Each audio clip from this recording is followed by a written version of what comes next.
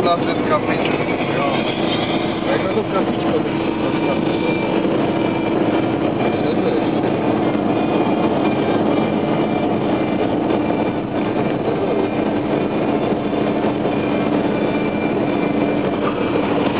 A jak to pauza?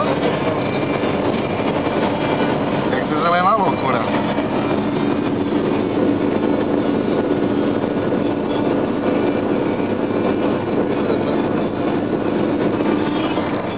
Co to nevadí, že to tam měli jednou, oni jsou tady zvyklí na to. Já masakru, vole.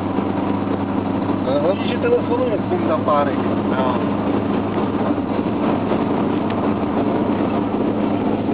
Ten vozí švýcarské nože. Jo.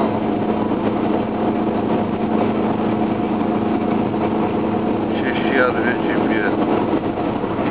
A se líná na hlavě. Vedoucí zájezdu. Dobrý den. Dobrý den, dobrý den. Jak se máte? Dobře, teď už dobře. Teď už dobře?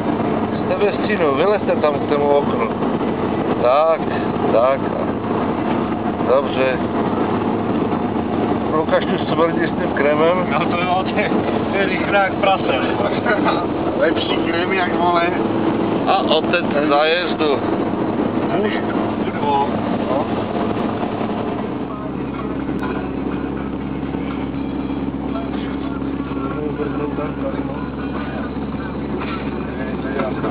Tady popsali, že jde.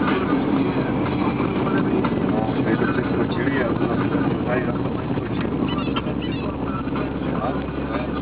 Dneska přidá GPS. Pozor, baterie, pičky. Já mám ti vypnout ten telefon, můžeš? Je jedno. Protože zvládne mají bez GPS, ne? No.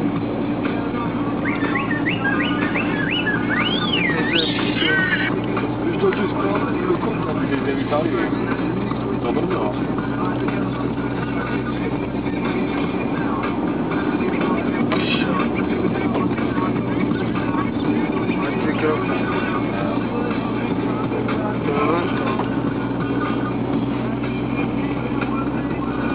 Můžu běžet do dokola. To je?